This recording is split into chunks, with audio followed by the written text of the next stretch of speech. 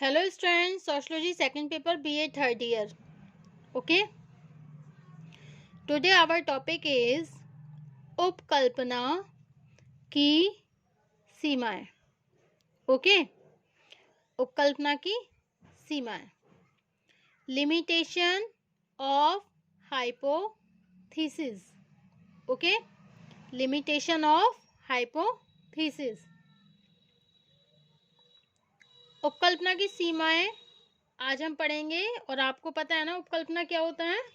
क्या बताया था उपकल्पना. नेक्स्ट टॉपिक जब हमने बताया था उपकल्पना की परिभाषाएं बताई थी, उपकल्पना बताया था. क्या होता है उपकल्पना. I tell you again about the hypothesis. उपकल्पना एक ऐसी मान्यता है जिसकी सत्यता को सिद्ध करने के लिए उसकी परीक्षा की जा सकती है. ओके. उपकल्पना क्या है. एक ऐसी मान्यता है जिसकी सत्यता को सिद्ध करने के लिए उसकी परीक्षा की जा सकती है. लगभग इन्हीं शब्दों में बोगार्डस ने भी लिखा है कि उपकल्पना परीक्षण के लिए प्रस्तुत की गई एक मान्यता है. ओके. दूसरे शब्दों में ये कह सकते हैं कि उपकल्पना क्या है. एक अस्थायी लेकिन केंद्रीय महत्व का विचार जो उपयोगी अनुसंधान का आधार बन जाता है, उसे हम एक कार्यकारी उपकल्पना भी कहते हैं. इसका तात्पर्य उपकल्पना क्या होती है. एक काम चलाऊ सामान्यीकरण है. उपकल्पना एक काम चलाऊ सामान्यीकरण है जिसकी सत्यता की परीक्षा भी बाकी है.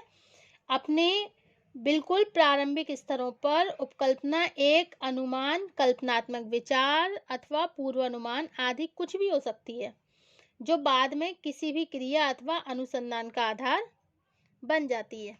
Okay. Hypothesis is a necessary link between theory and the investigation which leads to the discovery of addition to knowledge. Okay. तो उपकल्पना की सीमाएं. उपकल्पना की सीमाएं.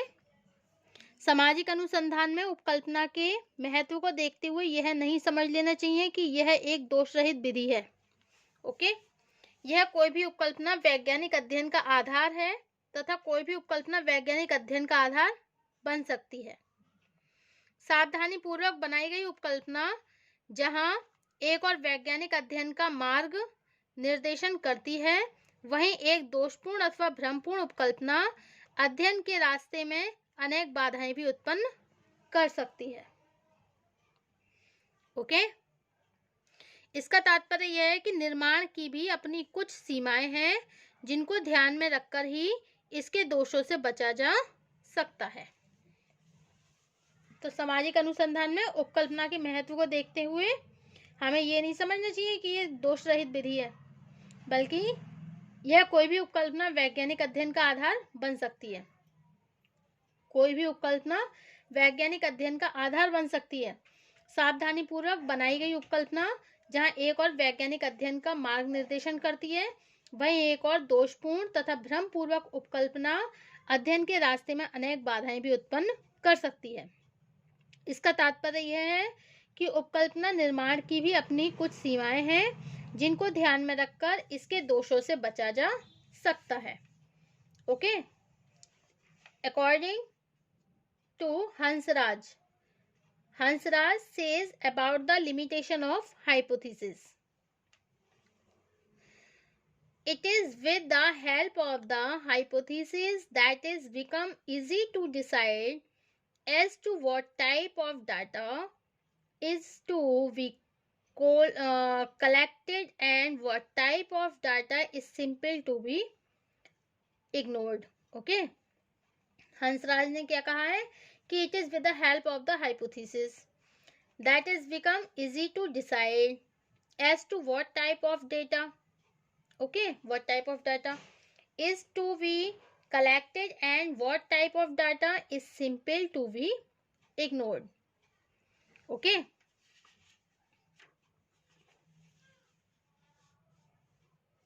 उपकल्पना की सबसे बड़ी सीमा.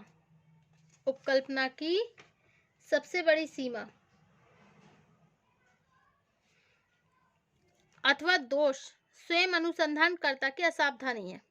एक और अनुसंधानकर्ता अक्सर अपनी भावनाओं अथवा पूर्वाग्रह के आधार पर उपकल्पना का निर्माण कर लेता है। ओके, उपकल्पना की सबसे बड़ी सीमा अथवा दोष स्वयं अनुसंधानकर्ता की असावधानी है। एक और अनुसंधानकर्ता अक्सर अपनी भावनाओं और पूर्वाग्रह के आधार पर उपकल्पना का निर्माण कर लेता है। वहीं दूसरी ओर अपनी उपकल्पना में उसका विश्वास इतना अटूट होता है कि वह उससे हटकर तथ्यों को देखना और समझना नहीं चाहता। इसके फलस्वरूप एक विशेष उपकल्पना पर आधारित संपूर्ण अध्ययन अवैज्ञानिक हो जाता है।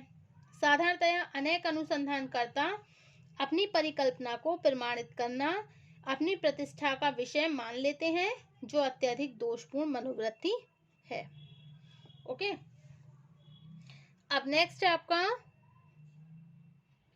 उपकल्पना की दूसरी सीमा। उपकल्पना की दूसरी सीमा स्वयं सामाजिक अध्ययनों से संबंधित है। सामाजिक घटनाएं अत्यधिक जटिल और परिवर्तनशील होती हैं। इस स्थिति में विषय से संबंधित विस्तृत सूचनाएं एकत्रित करने से पहले ही अपने मन में कोई सामान्य अनुमान लगा लेना बहुत कठिन होता है। अब उपकल्पना की दूसरी सीमा स्वयं सामाजिक अध्ययनों से संबंधित है। सामाजिक घटनाएं अत्यधिक जटिल और परिवर्तनशील होती हैं। मतलब सामाजिक घटनाएं आपको पता ही है कैसी होती हैं, परिवर्तनशील भी होती हैं, जटिल भी होती हैं। इस स्थिति में विषय से संबंधित विस्तृत सूचनाएं एकत्रित करने से पहले ही अपने मन में कोई सामान्य अनुमान लगा लेना बहुत कठिन होता है। आरंभिक अनुमान अक्सर गलत उपकल्पनाओं के लिए उत्तरदायी होते हैं। ओके,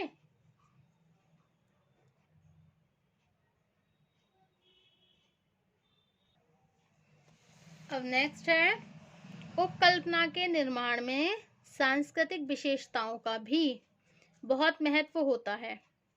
वर्तमान स्थिति यह है कि आज विभिन्न संस्कृतियों के बीच इतना अधिक आदान प्रदान हो रहा है। ओके, उपकल्पना के निर्माण में सांस्कृतिक विशेषताओं का भी बहुत महत्व है। वर्तमान स्थिति यह है कि आज विभिन्न संस्कृतियों के बीच इतना आदान प्रदान हो रहा है कि किसी भी समाज की संस्कृति का रूप विशुद्ध नहीं है। ओके, इसके फलस्वरूप यदि किसी सांस्कृतिक विशेषता को ही उपकल्पना का स्रोत मान लिया जाता है तो अक्सर इसके दोषपूर्ण होने की संभावना हो जाती है। ओके, अगर सांस्कृतिक विशेषता को ही उपकल्पना का स्रोत मान लें, सांस्कृतिक विशेषता को ही उपकल्पना का स्रोत मान लिया जाता है तो अक्सर इसके दोषपूर्ण होने की संभावना हो जाती है। ओके, अब नेक्स्ट है आपका फोर्थ पॉइंट। उपकल्पना के निर्माण का एक दूसरा प्रमुख स्रोत है प्रचलित सिद्धांत। उपकल्पना के निर्माण का एक दूसरा प्रमुख स्रोत प्रचलित सिद्धांत होते हैं। साधारणतया किसी सिद्धांत के आधार पर एक उपकल्पना का निर्माण तो कर लिया जाता है। उपकल्पना का निर्माण एक दूसरा प्रमुख स्रोत प्रचलित सिद्धांत होते हैं। साधारणतया किसी सिद्धांत के आधार पर एक उपकल्पना का निर्माण तो कर लिया जाता है, लेकिन अक्सर यह नहीं देखा जाता कि संबंधित अध्ययन के लिए वह सिद्धांत कितना अधिक व्यावहारिक अथवा उपयोगी है। इसके फलस्वरूप उपकल्पना अध्ययनकर्ता को दिशा निर्देश देने के स्थान पर उसे अनेक भ्रमपूर्ण परिस्थितियों में डाल देती हैं।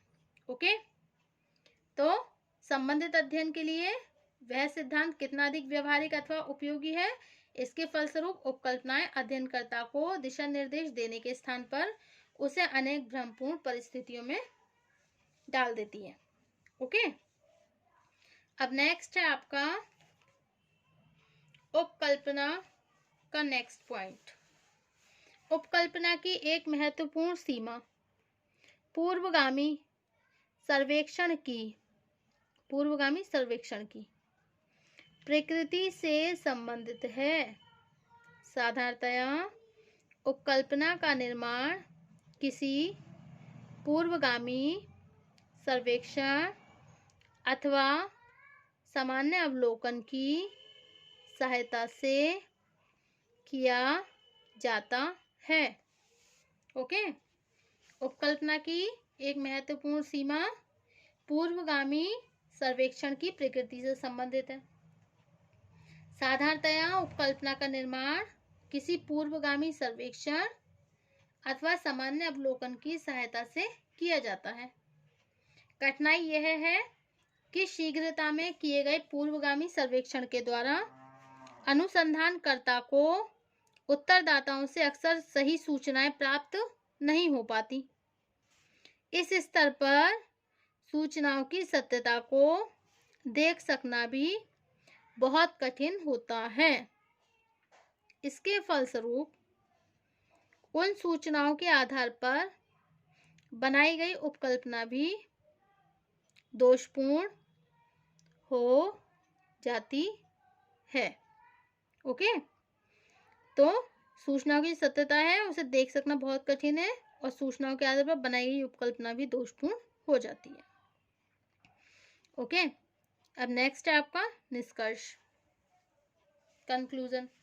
कार्यकारी उपकल्पना के उपयुक्त संपूर्ण विवेचन से स्पष्ट होता है कि सामाजिक अनुसंधान में उपकल्पना के महत्व को अस्वीकार नहीं किया जा सकता। यह सच है कि दोषपूर्ण उपकल्पना का संपूर्ण अध्ययन को अवैज्ञानिक बना सकती है, लेकिन इसका तात्पर्य यह नहीं है कि सामाजिक अनुसंधान में उपकल्पना के निर्माण से बचने का प्रयत्न किए जाने चाहिए। उपकल्पना की सीमाएं केवल इस तथ्य को स्पष्ट करती हैं कि उपकल्पना का निर्माण अत्यधिक सावधानी पूर्वक किया जाना चाहिए। वास्तविकता तो यह है कि सामाजिक अनुसंधान में उपकल्पना वह महत्वपूर्ण आधार है जो अध्ययनकर्ता पर नियंत्रण रखकर उसे अध्ययन की सही दिशा दे सकता है। Okay, so this is the all limitation of hypothesis. अब नेक्स्ट टॉपिक होगा इन टुमारो हमारा सामाजिक घटनाओं का वैज्ञानिक अध्ययन। ओके, न्यू चैप्टर स्टार्ट है आपका सामाजिक घटनाओं का वैज्ञानिक अध्ययन, scientific study of social phenomenon. Okay, thank you for watching my YouTube channel.